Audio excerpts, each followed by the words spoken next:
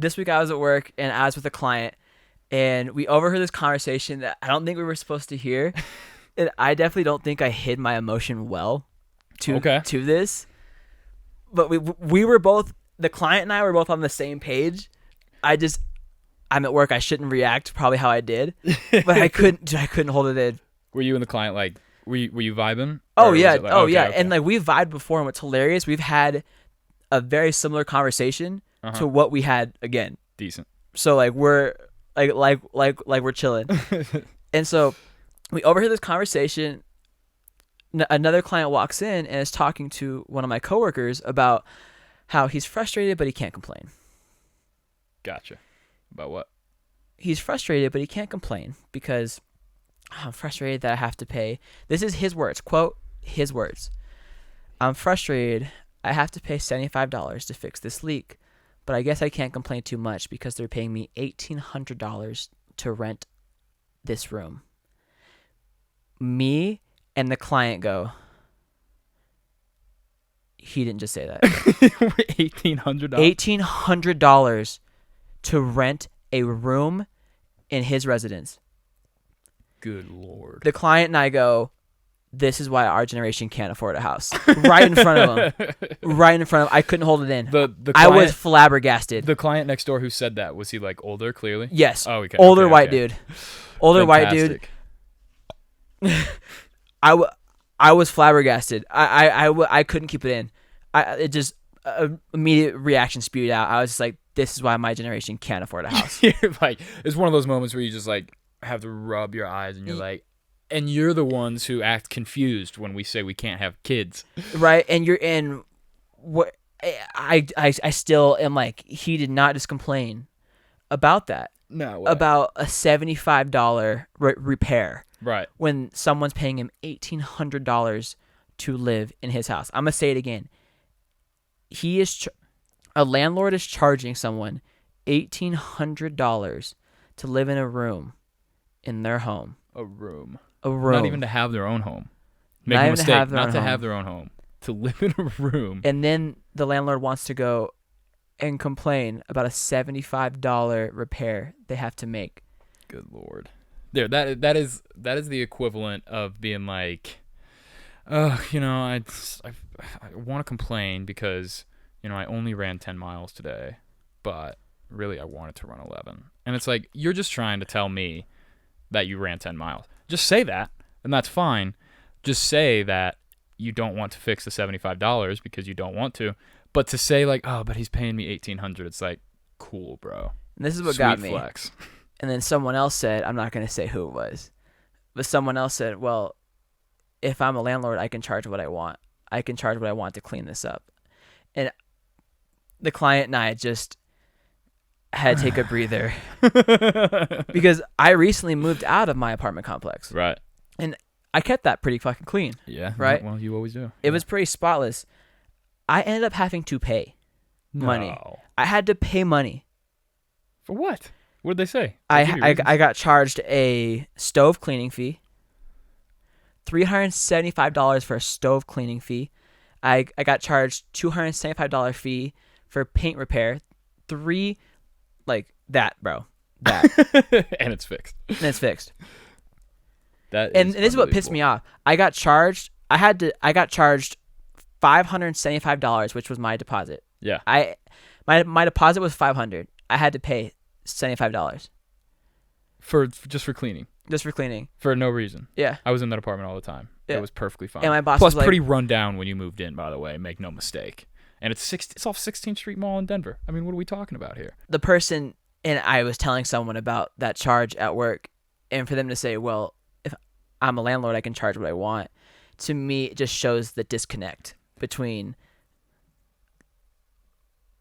like what reality is between the different classes and the different generations. Yeah. Right? Where it's not fair, bro. And we know that. Like, you got to buy a house at $20,000. Yeah, in 1992. In 1902. Like, that's not how shit works anymore. And the thing that frustrates me is, like, maybe he's not, but probably is the exact same kind of person who would see, like, his tenant, if his tenant was ever like, oh, I can't afford this room, he'd be like, pull up bootstraps. Literally. Come on, keep working. Right. And here's what frustrated me when I got charged on that room. When I got charged my cleaning fees, they performed the inspection without me. So I showed up the day the inspection was supposed to be done. Right. The guy calls out sick. I'm like, I don't live in Denver anymore. We need to conduct this today or figure out a time. I'm here for you. They never got back to me. Of course not. They know. Right, and they get back with a fee sheet and everything. Like, well, this is the proof. I'm like, I wasn't there. Yeah.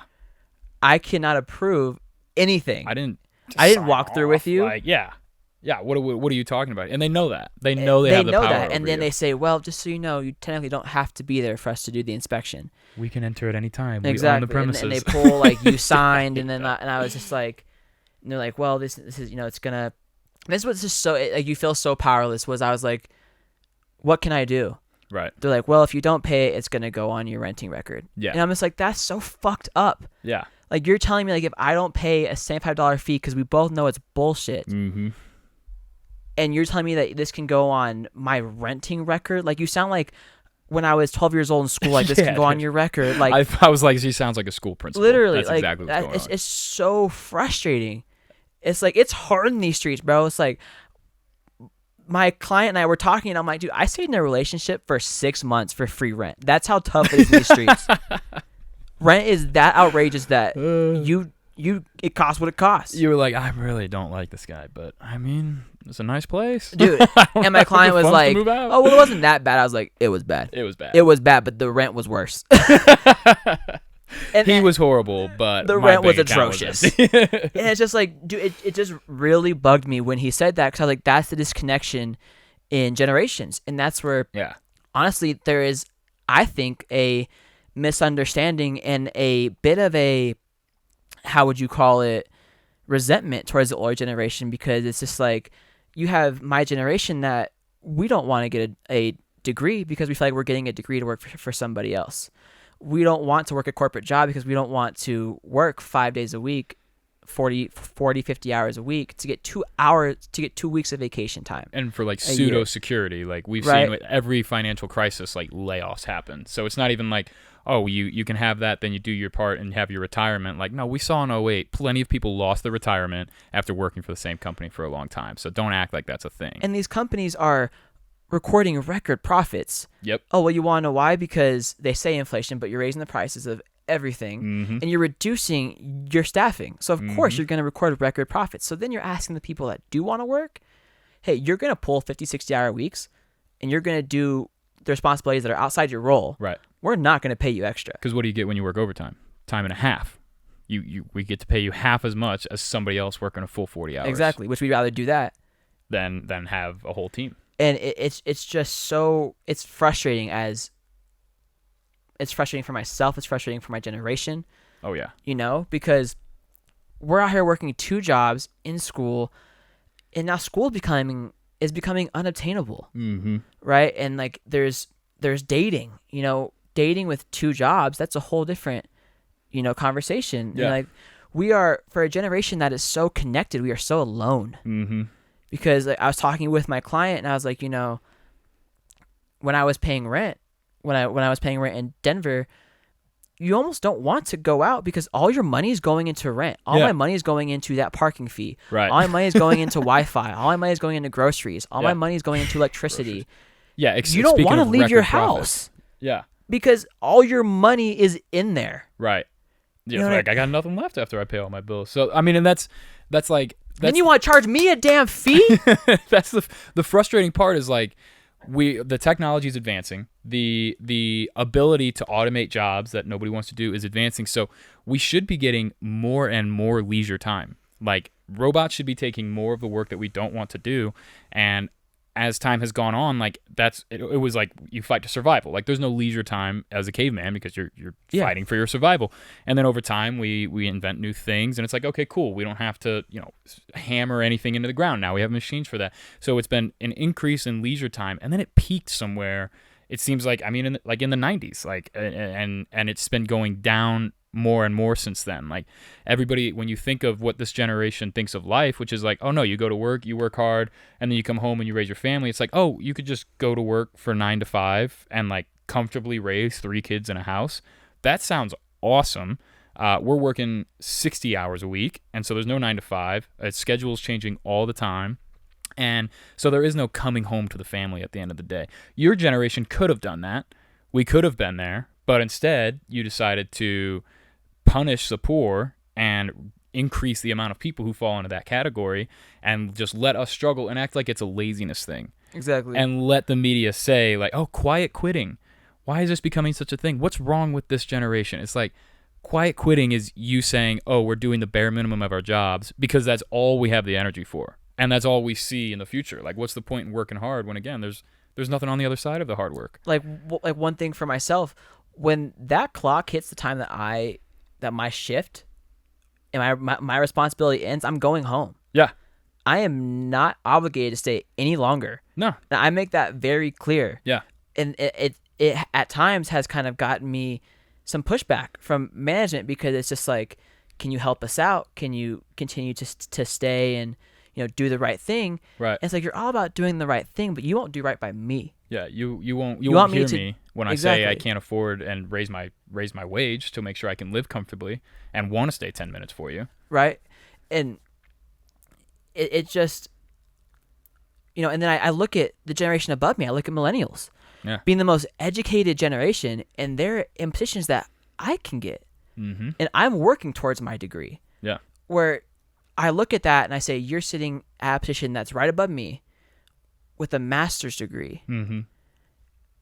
And that's really your avenue for growth right now. Right. Because you have a lot of boomers and generation below mm-hmm. that hold those upper management top titles, yeah. levels.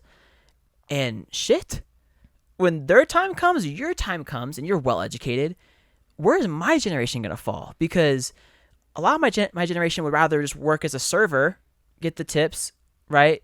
Have more flexible hours. My generation would rather work 30 hours and have a personal life than work 50 hours and be unhappy. Right. Or we have to work 50 hours a week. Right. It's what you're afforded, like the luxury that you're afforded. Mm-hmm. But a lot of us we are valuing sense of self and mental health over corporate. Yeah. And I look at it as, where's our generation fall? Because once the boomers retire, it's going to be the millennials. You're next up. You're educated. Mm-hmm. You deserve it. So where's Gen Z is going to fall? Yeah. You know what I mean? And I mean, theoretically, right. Like then you would move into where millennials are now, which is like middle management.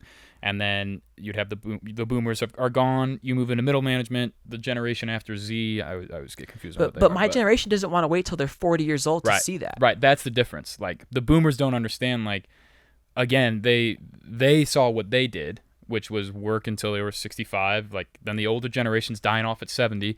Now y'all are living till 90 years old. So you can hold these upper management jobs till 70, 80 years old. And you got these jobs on a premise that was based 30 years ago where you could enter these entry-level jobs with no degree. Right. So now you have all the millennials and the Gen Zs that need multiple degrees, multiple hours of experience when we can't even get the experience if we don't have the degree. Right. But then we get the degree and we don't have the experience. Mm-hmm. So where the fuck we're fucked. Where's it coming? And then and really it all comes down to like the boomers are like, well, I had to struggle. I had to work hard, so that's what you guys should be having to do. And it's like, well, yeah, we're putting in the work, but we're not getting anything on the other side of that.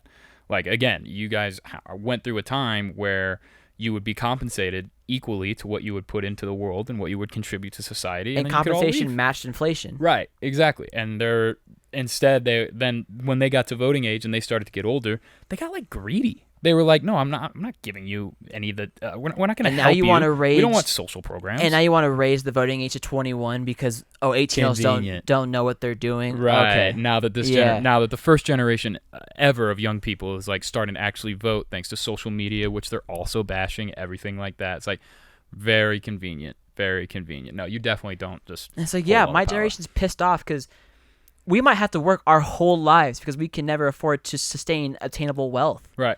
Of owning a home, having these investments that you have. Social Security, fuck you.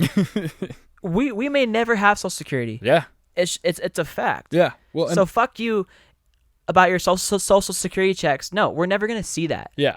And I'm paying into it. And you're paying into it, and then they'll say, oh, there's no room for socialism in this country. It's like, really? Because that's exactly what Social Security is, that you're cashing in all the time. By the way, that's all of us saying, you know what, you guys worked really hard, so you should be able to retire. It's our turn to work. We'll give you that money. Oh, you take that out of my taxes. I'll give that to you. But then when I say, hey, I'm contributing to that, but I'm not getting enough after paying for all those taxes to live a comfortable life, to be able to enjoy life. And they're like, well, you just need to work harder. And then you want us to buy a home? And buy a home. Oh, we're not having enough kids. Okay, bro. We're not supplying your workforce enough. Got it. Cool. Well, Thank you. do you. Copy, coach.